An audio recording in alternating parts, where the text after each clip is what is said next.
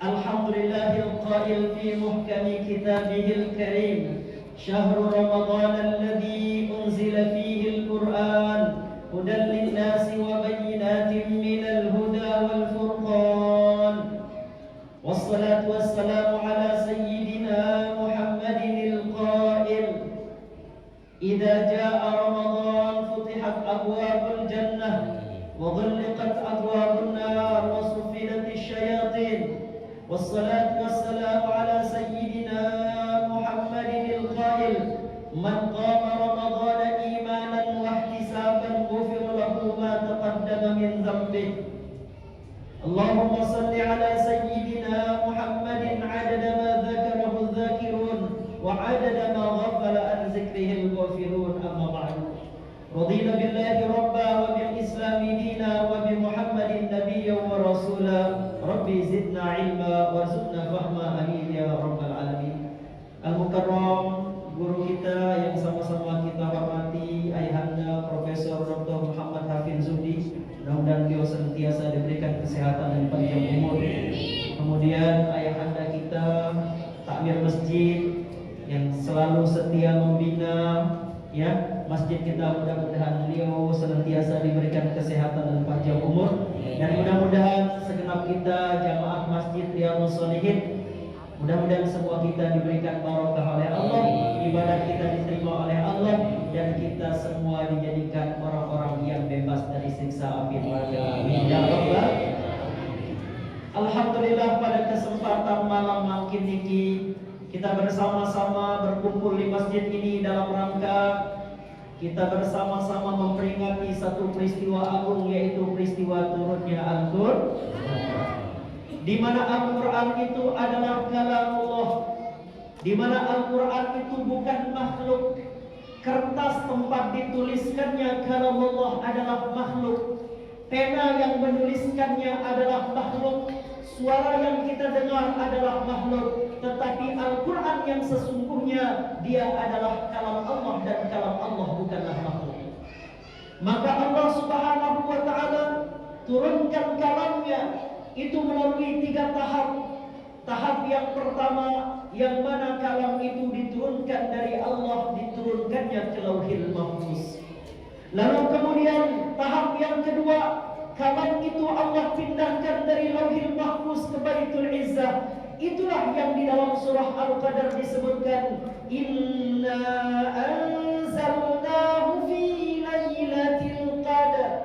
Sesungguhnya kami telah menurunkan Al-Quran pada malam Lailatul Qadar, yaitu diturunkannya Al-Quran dari Lauhil Mahfuz ke Baitul Izzah, keseluruhannya diturunkan oleh Allah Ta'ala. Lalu kemudian Al-Quran yang ada di Baitul Izzah diturunkan kurang lebih 23 tahun, berangsur-angsur kepada baginda Nabi Sallallahu Alaihi Wasallam melalui perantaraan malaikat Jibril, dan pertama kalinya diturunkan pada malam 17 Ramadan di Gua Hira, dan yang diturunkan adalah 5 ayat pertama dari surah Al-Alaq.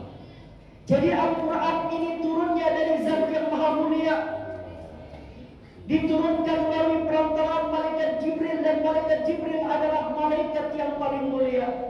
Diturunkannya kepada baginda Nabi Muhammad, yang mana baginda Nabi Muhammad adalah Nabi yang paling. Diturunkannya di 2 kota, yaitu kota Makkah dan kota Madinah. Maka Allah jadikan kota Makkah dan kota Madinah sebagai kota yang paling. Semua yang terkait dengan Al-Quran itu Allah jadikan mulia. Rumah yang dibacakan Al-Quran akan jadi mulia. Lisan yang membaca Al-Quran akan jadi mulia. Qalbu yang terisi Al-Quran akan jadi mulia. Otak yang diisi dengan Al-Quran akan menjadi mulia. Karena Al-Quran itu datang dari Zat yang Maha. Maka inilah manfaatnya kita memperingati nuzulul Quran, supaya kita mengenal kemuliaan-kemuliaan yang terkandung di dalam Al-Quran. Para jamaah yang dimuliakan Allah Subhanahu wa ta'ala, apa fungsinya, apa manfaatnya Allah Ta'ala menurunkan Al-Quran? Mohon disimak. Apa manfaat dan apa fungsi Allah Ta'ala menurunkan Al-Quran? Yang pertama, Allah Ta'ala menurunkan Al-Quran jadikan Al-Quran itu sebagai ma'dinul asrar. Allah jadikan Al-Quran itu sebagai gudangnya rahasia, sebagai sumbernya segala rahasia. Allah letakkan di dalam Al-Quran rahasia alam malakut. Di dalam Al-Quran Allah letakkan rahasia alamul mulki. Di dalam Al-Quran Allah meletakkan rahasia alam jabarut. Di dalam Al-Quran Allah meletakkan rahasia alam lahut. Maka siapa yang ingin menemukan rahasia-rahasia itu, hendaknya ia masuk dan tenggelam di dalam samudera Al-Quran. Apa contoh di antara rahasia yang Allah letakkan di dalam Al-Quran? Setiap waktu kalau kita sholat, kita membaca surah Al-Fatihah. Betul? Sholat tidak akan sah kalau kita tidak membaca surah Al-Fatihah. Sering kita membaca Al-Fatihah selesai doa bi barakatil Fatihah. Selalu kita baca Al-Fatihah. Allah meletakkan rahasia di dalam surah Al-Fatihah. Dari sekian banyak huruf hijaiyah di dalam surah Al-Fatihah, Allah tidak meletakkan 7 huruf hijaiyah ini. Allah tidak letakkan 7 huruf hijaiyah di dalam surah Al-Fatihah. Apa rahasianya? Kenapa Allah tidak letakkan huruf za? Allah tidak letakkan huruf shin. Allah tidak letakkan huruf jim. Allah tidak letakkan huruf zai. Allah tidak letakkan huruf fa. Tidak diletakkan huruf kha. Tidak diletakkan huruf dha. Kenapa Allah Ta'ala tidak meletakkan 7 huruf hijaiyah itu di dalam surah Al-Fatihah? Maka malam hari ini kita kupas sebagaimana yang disampaikan oleh Syekh Nawawi Al-Bantani di dalam kitab Al-Bahjatul Wasail. Beliau menyebutkan rahasia Allah Ta'ala tidak meletakkan 7 huruf itu di dalam surah Al-Fatihah karena Allah Ta'ala menjauhkan orang-orang yang beriman dari 7 hal itu. Allah Ta'ala ingin agar orang beriman tidak ditimpa oleh 7 perkara tersebut. Yang pertama adalah Allah tidak letakkan huruf ta di dalam surah Al-Fatihah, yang mana ta itu artinya kubur, kehancuran, kebinasaan.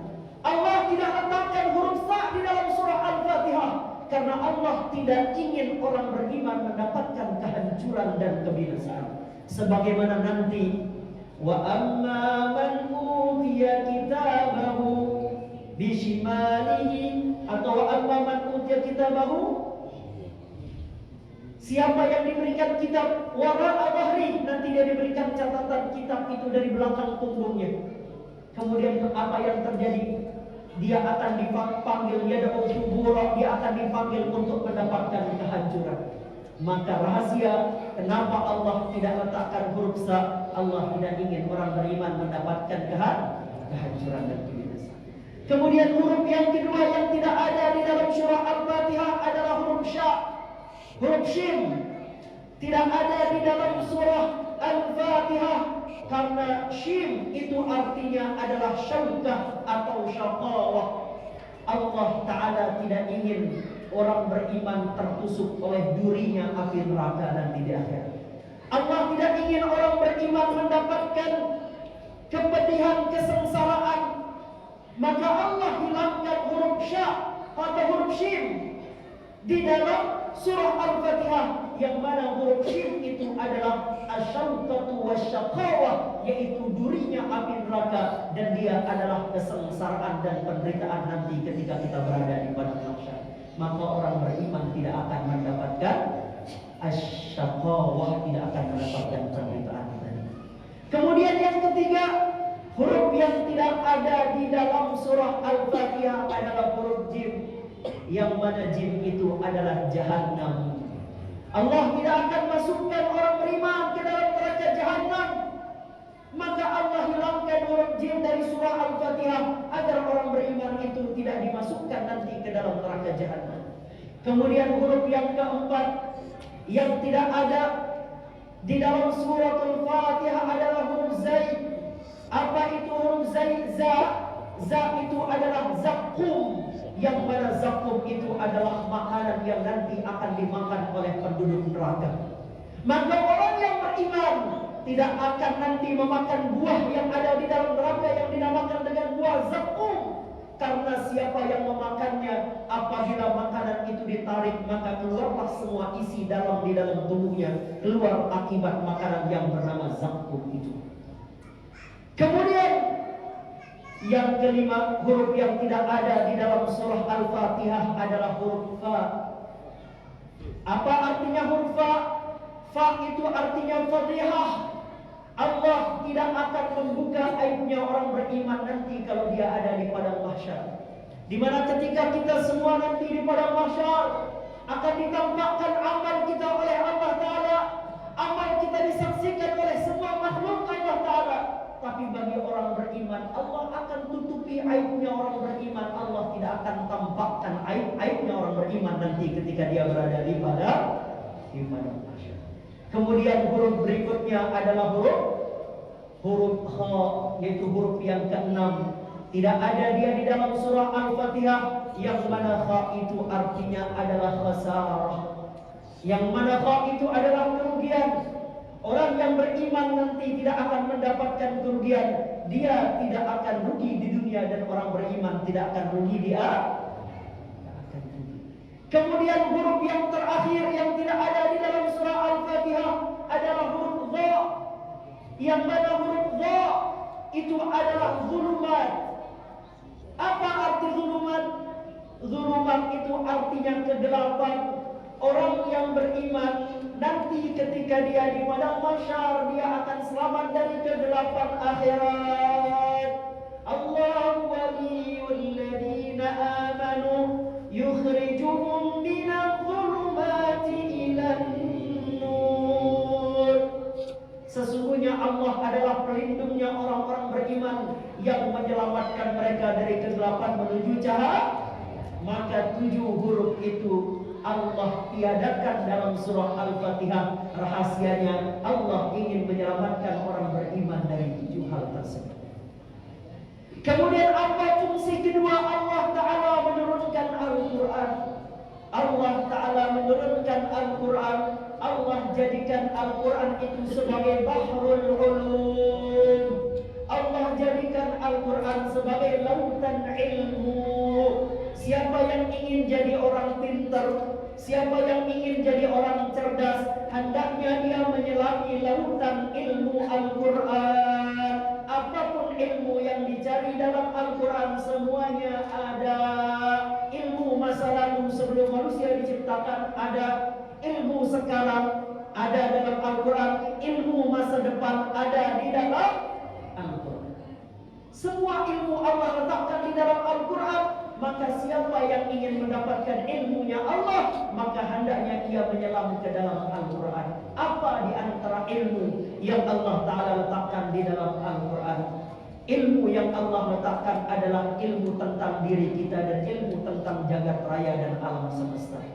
Di mana 1400 tahun yang lalu Al-Quran ini turun kepada baginda Nabi Muhammad, tidak ada orang yang mengerti tentang sidik jari, itu tidak ada. Di zaman itu belum ada istilah sidik jari. Tapi 1400 tahun yang lalu Al-Quran sudah diturunkan dan Al-Quran membahas tentang sidik jari. La uqsimu biyawmil qiyamah wa la uqsimu bin nafsil lawwamah ayahsabul insanu an lan najma'a idhamah bala qadirina ala banana. Ketika Allah Ta'ala bersumpah dengan hari kiamat, lalu kemudian Allah Ta'ala berfirman, apakah manusia mengira kami tidak akan mampu membangkitkan mereka nanti? Tulang-tulang kita ini nanti akan disatukan oleh Allah Ta'ala. Bala qadirina ala an nusawwiya banana. Jangankan tulang manusia, sidik jari manusia pun akan Allah kembalikan nanti ketika dihidupkan oleh Allah Ta'ala. Bayangkan, istilah sidik jari baru muncul akhir-akhir ini, tapi Al-Quran sudah mengungkapnya 1400 tahun yang lalu. Hebat tidak Al-Quran? Hebat. Maka jangan tinggalkan Al-Quran kalau kita ingin mendapatkan ilmu, kecerdasan supaya pintar itu dengan Al-Quran. Kemudian Al-Quran 1400 tahun yang lalu berbicara tentang burung yang terbang. Di dalam surah Al-Mulk, di mana Allah Subhanahu wa taala menyebutkan satu ayat yang menjelaskan tentang burung yang terbang. Awalam yarau ila at-tayri fawqahum saffatin wa yakbid ma yumsikuhunna illa ar-rahman innahu bikulli syai'in basir. Apakah mereka tidak memperhatikan bagaimana burung itu bisa terbang? Sesungguhnya burung itu dia bisa mengepakkan sayapnya, lalu dia menutup sayapnya, burung itu bisa terbang. Semua itu di dalam kendalinya Allah Subhanahu wa taala. Satu ayat yang Allah turunkan menginspirasi manusia untuk dapat menemukan bagaimana bisa menerbangkan besi seperti terbangnya burung. Akhirnya sekarang kalau kita mau pergi kemana-mana kita bisa naik. Gara-gara apa? Gara-gara terinspirasi dari satu ayat yang Allah turunkan, maka kemudian ditemukan pesawat terbang. Dan penemu pesawat terbang siapa? Siapa? Penemu pesawat terbang adalah orang Islam, namanya Abbas bin Firnas. Hebat tidak?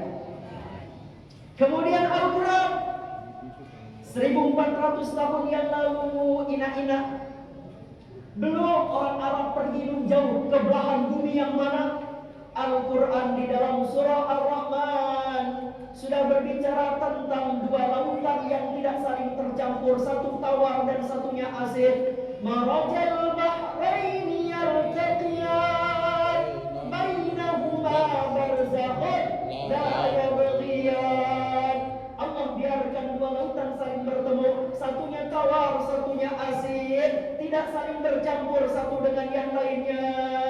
Coba bayangkan, Al-Quran menggambarkan betapa hebatnya Allah menciptakan makhluk, menantang manusia berpikir, menantang manusia untuk berilmu pengetahuan. Dan ternyata jenis lautan seperti itu ada di Kabupaten Lombok Utara. Jadi kalau Pulau Senamian mau lihat, ada lautan yang mana air tawarnya tidak bercampur dengan air laut, adanya di Lombok Utara, di daerah Gangga. Namanya adalah Papak, nama daerahnya. Di Papak itu ada yang mana sumur besar tercipta secara alami, airnya tawar dan sekelilingnya itu rasanya asin. Berapa tahun yang lalu Al-Quran sudah bahas? 1400 tahun yang lalu. 1400 tahun yang lalu Al-Quran membahas bagaimana Allah menciptakan manusia. Sedangkan ada manusia yang mengatakan manusia ini berevolusi dari kera menjadi manusia. Pelopor ingin dikatakan berevolusi dari kera jadi manusia? Mau pelopor Senamian dikatakan papuk bawet itu kera? Sedangkan Al-Quran 1400 tahun yang lalu sudah membahas tentang penciptaan manusia. Laqad khalaqnal insana fi ahsani taqwim tsumma radadnahu asfala safilin. Sungguh kami telah menciptakan manusia dengan sebaik-baik bentuk, tapi kami akan kembalikan mereka ke tempat yang serendah-rendahnya kalau dia ingkar kepada Allah Ta'ala. Maka yang dikutuk menjadi kera dan babi itu adalah orang-orang Yahudi. Sekarang yang suka perang, mereka yang dulu baku baloknya itu pernah dikutuk oleh Allah menjadi kera dan babi. Itu yang diteliti. Maka kalau teori Darwin itu mengatakan bahwa sesungguhnya manusia berasal dari kera, mereka berasal dari kera. Kalau kita tidak, jadi cukup mereka saja, kita jangan. Kenapa? Karena Allah Ta'ala berfirman di dalam Al-Quran, "Falyanzuril insanu mimma khuliqa, khuliqa min ma'in dafiq, yakhruju min bainis sulbi wat tara'ib." Hendaknya manusia memperhatikan bagaimana penciptaan manusia. Mereka diciptakan dari air yang memancar, yang keluarnya dari tulang sulbi dan tulang rusuk. Itulah hebatnya penciptaan manusia. Baru akhir-akhir ini ditemukan bagaimana manusia diciptakan oleh Allah Subhanahu wa Ta'ala. Lungguh kalau cari atom ada dalam Al-Quran. Lungguh kalau cari nuklir ada dalam Al-Quran. Lungguh kalau cari semua ilmu ada di dalam Al-Quran. Maka siapa yang ingin jadi muslim yang hebat, jangan tinggalkan Al-Quran. Maka sekarang kita belajar dari negara Iran. Apa yang ada di negara Iran, di sana tidak cukup hanya dengan hafal Quran, tidak cukup hanya dengan pintar baca Quran, tidak cukup menjadi seorang muslim, tidak cukup hanya bisa baca Quran, hanya bisa kemudian membaca Al-Quran dengan suara yang indah, tidak. Tapi kita harus dapat mengupas isi Al-Quran sampai kita bisa membuat teknologi yang secanggih-canggihnya. Kenapa? Karena selama kita masih hidup di dunia, akan selalu ada musuh Allah, musuh agamanya Allah yang akan selalu menyerang kita. Oleh karena itu dalam Al-Quran Allah Ta'ala berfirman, wa a'iddu lahum mastata'tum min quwwatin wa min ribatil khairi turhibuna bihi aduwallahi wa aduwakum.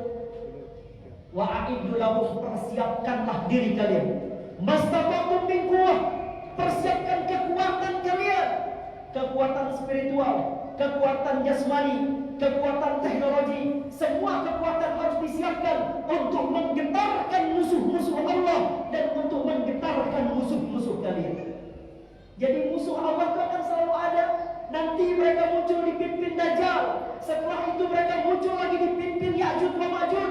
Mereka tidak akan berhenti. Walan tarda ankal yahudu walan nasara hatta tattabi'a millatahum. Tidak akan pernah ridha orang Yahudi, tidak akan pernah ridha orang Nasrani sampai kalian wahai umat Islam mengikuti agama mereka. Tidak akan ridha mereka. Maka sekarang tidak cukup hanya baca Quran. Sila anak peluru semuanya masukkan pesantren. Di sana mereka hafal Quran, mereka belajar ilmu Al-Quran, mereka gali isi Al-Quran, sampai akhirnya bisa mereka ciptakan teknologi yang dengan teknologi itu kita akan bela agamanya Allah Subhanahu wa Ta'ala. Kemudian yang ketiga, apa manfaat Allah menurunkan Al-Quran? Apa alasan Allah turunkan Al-Quran? Wa nunazzilu minal Qur'ani ma huwa shifaa'un wa rahmatun lil mu'minin wa la yazidul zalimina illa khasara. Sesungguhnya kami turunkan Al-Quran. Ma huwa shifaa', Al-Quran itu jadi obat. Lagu lamun tersakit ulu seringan beli bodrek. Lamun tersakit perut lebih sering kita beli diapet daripada membaca Al-Quran. Padahal Al-Quran adalah makanya orang dulu kalau dia disengat ular dia bacakan Quran di tempat itu jadi obat. Disengat kalajengking dia bacakan Quran jadi obat, karena Al-Quran itu sebagai obat benar.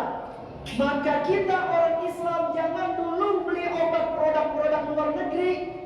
Kembali dulu kepada Al-Quran, jadikan Al-Quran itu sebagai obat. Bacakan, kalau kita sakit bacalah Al-Quran. Jadikan Al-Quran itu sebagai penyembuh dari penyakit yang menimpa kita. Ada satu ayat yang mana ayat ini dahsyat. Di dalam hadis yang musalsal, ini para ulama meriwayatkan hadis ini. Apabila kita membaca ayat ini dianjurkan kita sambil memegang kepala seperti ini. Pegang kepala kita sambil membaca ayat ini. Niatkan semua penyakit kita di dalam tubuh kita diangkat oleh Allah Subhanahu wa Ta'ala.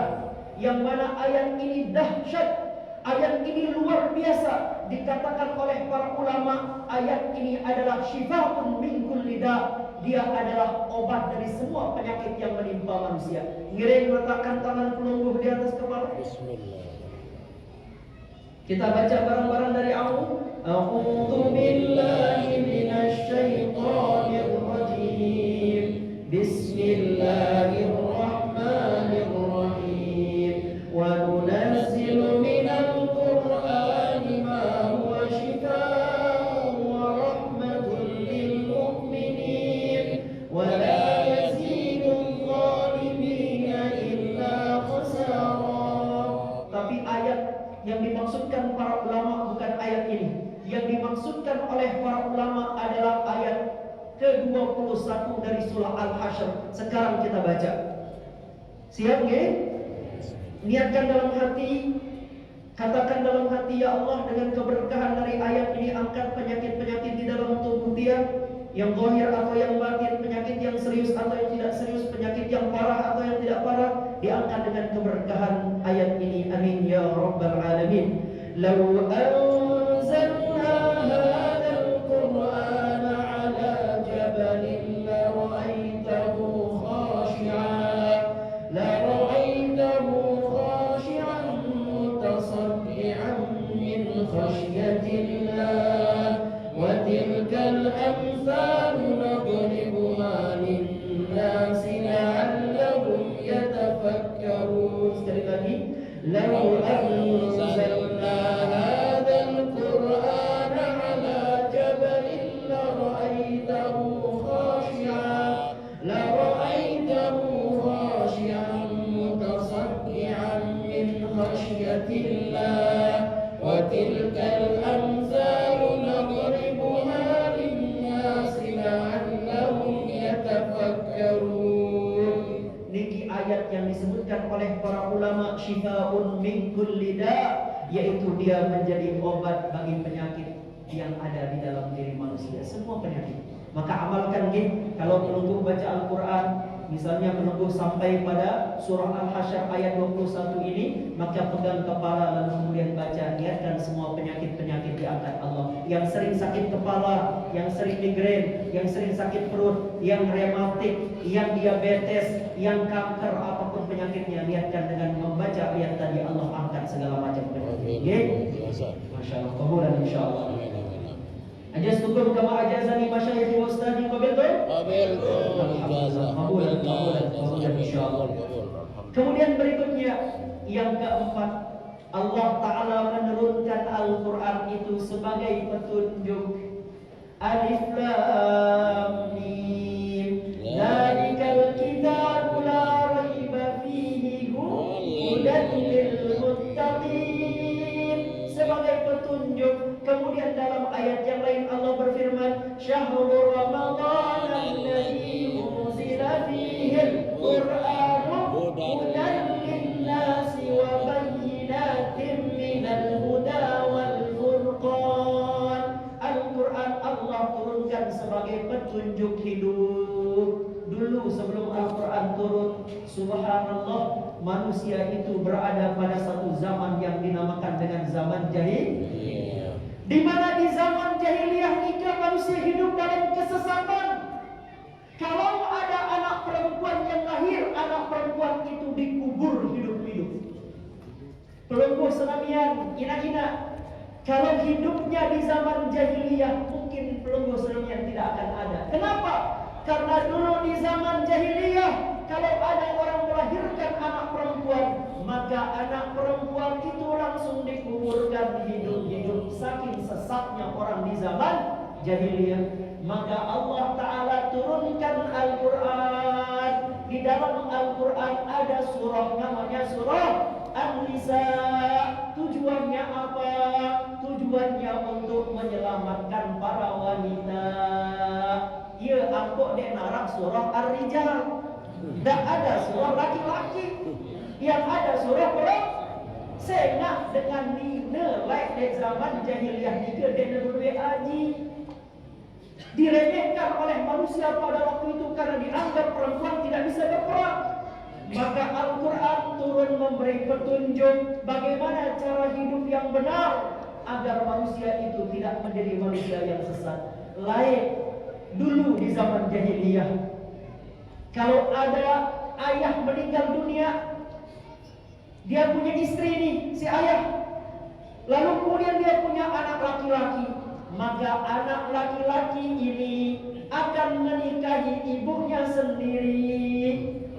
Jadi dulu di zaman jahiliyah, anak menikah dengan ibunya, mewarisi istri dari ayahnya. Itulah perilaku yang terjadi di zaman jahiliyah. Maka Al-Quran turun. Turunnya Al-Quran itu menjelaskan al-muharramatu minan nisa. Siapa yang tidak boleh dinikahi dari golongan perempuan? Wala tankihu ma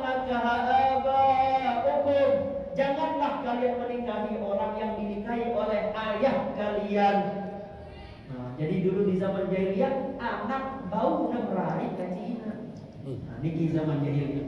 Maka Allah turunkan Al-Quran menjadi petunjuk hidup bagi manusia supaya benar jalan hidup kita. Maka sekarang kenapa banyak orang sekarang tersesat di dalam hidupnya? Karena mereka semakin jauh dari Al-Quran. Ini terjawab lewat Al-Quran. Apa firman Allah Ta'ala di dalam Al-Quran?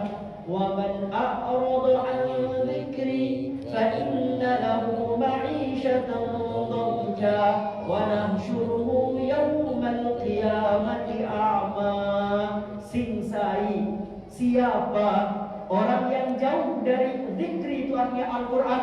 Siapa yang jauh dari Al-Quran, siapa yang jauh dari peringatanku, ku beri dia hidup yang sempit. Diberi hidup yang sempit, jaka ada sugih, ia marah rasan dengan miskin. Coba, jaka ada tinggi pangkat dan jabatan, lagu pangkat dan jabatan yang akan jadi musibah baginya. Siapa yang jauh dari Al-Quran, fa inna lahum ma'isyatan dhanka, Allah akan beri dia kehidupan yang sempit. Yang namanya hidup yang sempit dalam pandangan orang terlihat luas, tapi rasa-rasanya dibuat sempit oleh Allah Ta'ala. Wa nahsyuruhu yaumal qiyamati a'ma, dia akan dibangkitkan nanti di padang mahsyar dalam keadaan buta. Padahal dulu dia lihat, maka dia katakan, qala rabbi lima hasyartani a'ma wa qad kuntu basira.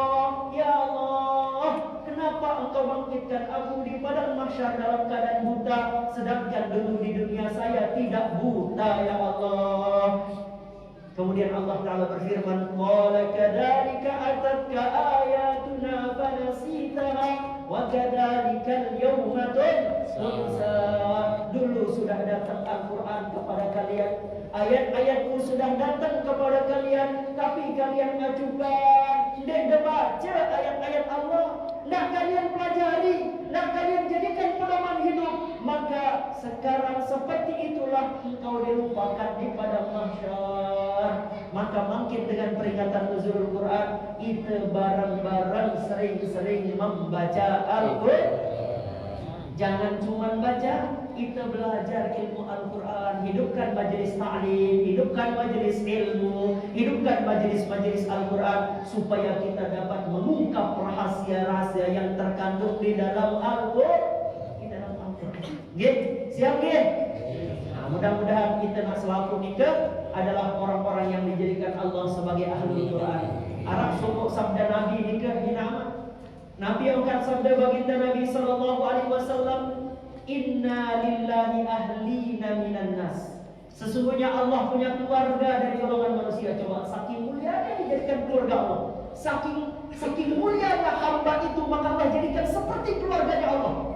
Para sahabat bertanya, man hum ya Rasulullah? Siapa mereka yang jadi keluarganya Allah itu? Hum ahlul Quran. Mereka itu adalah ahli Al-Quran. Ahlullahi wa khasatuhu. Mereka dijadikan keluarganya Allah dan VIP personnya Allah subhanahu wa ta'ala. Mudah-mudahan kita selaku dikikit dengan asbab kita bersama-sama membaca Quran, menghidupkan majelis-majelis Al-Quran, menghidupkan ilmu-ilmu Al-Quran. Mudah-mudahan kita adalah orang yang menjadi keluarganya Allah subhanahu wa ta'ala. Mari di penghujung kajian kita pada malam hari ini, kita bersama-sama membaca doa khatmil Quran. Mudah-mudahan apa yang terkandung dalam doa kita dijawab oleh Allah Subhanahu wa taala. Amin ya rabbal alamin. Allahumma arhamna bil Quran waj'alhu lana imaman wa nuran wa hudan wa rahmah. Allahumma dzakirna minhu ma nasina wa 'allimna minhu ma jahilna.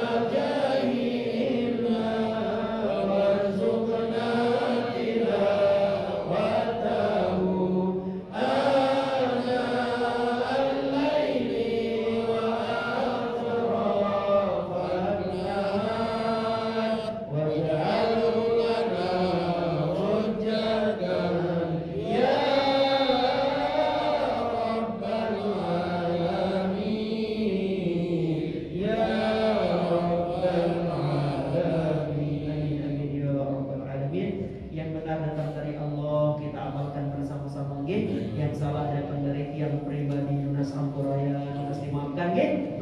Dimaafkan? Ya, alhamdulillah nggih, kita saling memaafkan, saling mendoakan dan kebaikan.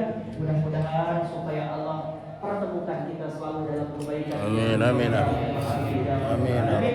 Demikian aku mengulangi hadza hadana Allah wa iyyakum ajma'in ila sabilil muhtadin. Wassalamualaikum warahmatullahi wabarakatuh. Waalaikumsalam warahmatullahi wabarakatuh.